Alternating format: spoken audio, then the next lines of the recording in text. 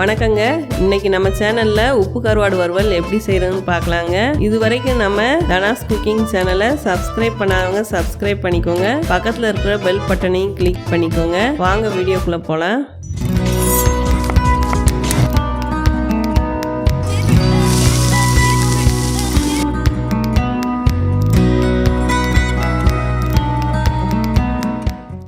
இப்போ உப்பு கருவாடு வறுவல் செய்ய தேவையான பொருட்கள்லாம் பார்த்துக்கலாம்.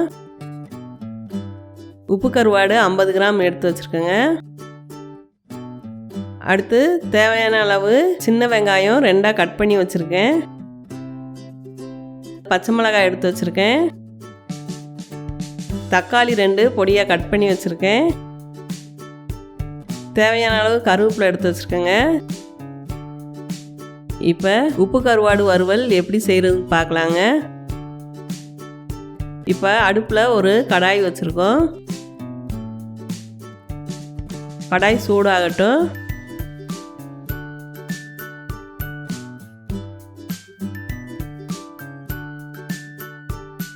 கடாய் நல்லா காஞ்சிருச்சு. இப்போ எண்ணெய் ஊற்றிக்கலாம்.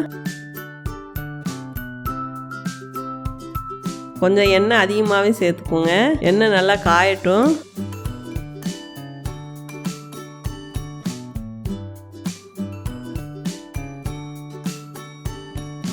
இப்போ எண்ணெய் நல்லா காஞ்சிருச்சு. கடுகு பருப்பு போட்டுக்கலாம். கடுகு நல்லா பொரிஞ்சு வரட்டும்.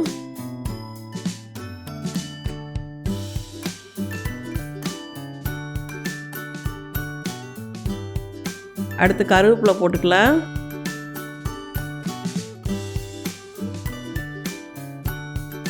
அடுத்து சின்ன வெங்காயம் 2ஆக கட் பண்ணி வச்சுருக்கேங்க. அதையும் சேர்த்துக்கலாம். வெங்காயம் கூட குறைய நல்லா சேர்த்துக்கலாங்க, நல்லாயிருக்கும்.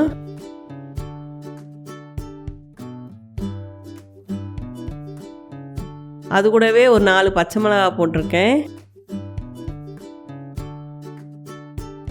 இதை நல்லா வதக்கி விடுவோம்.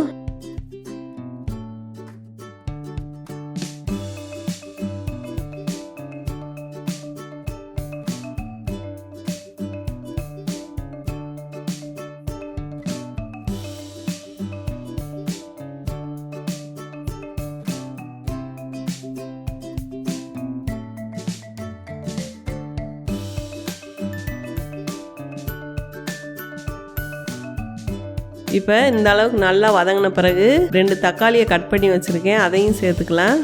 இப்போ நல்லா வதக்கி விட்டுக்கலாம்.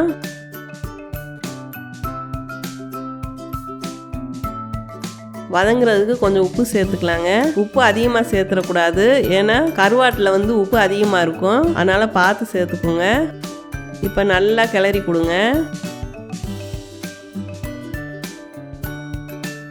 இந்த அளவுக்கு நல்லா வதங்கின பிறகு நம்ம காரத்துக்கு மிளகாத்தூள் சேர்த்துக்கோங்க. உங்களுக்கு காரம் எவ்வளவு தேவையோ அதுக்கு தகுந்த மாதிரி சேர்த்துக்கோங்க. இதை நல்லா வதக்கி விடுங்க. மசாலாலாம் வெங்காயத்தில் நல்லா சேரணுங்க. இப்போ நம்ம உப்பு கருவாடை நல்லா கழுவி சுத்தம் பண்ணி வச்சுருக்கோங்க. அதை போட்டுக்கலாம்.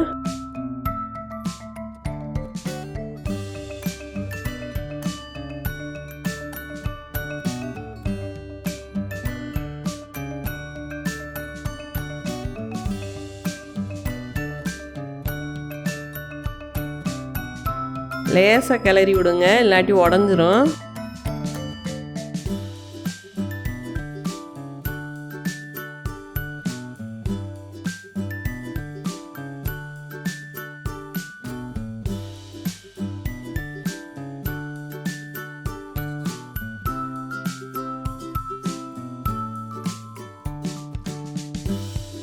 நல்லா கிளறி விட்டுட்டு ஒரு மூடி போட்டு மூடி வச்சிடலாங்க, வேகட்டும். அடுப்பை சிம்லே வச்சுக்கோங்க. இங்கே பாருங்க, நல்லா எண்ணெயெல்லாம் பிரிஞ்சு கருவாடெல்லாம் நல்லா வதங்கிருச்சுங்க.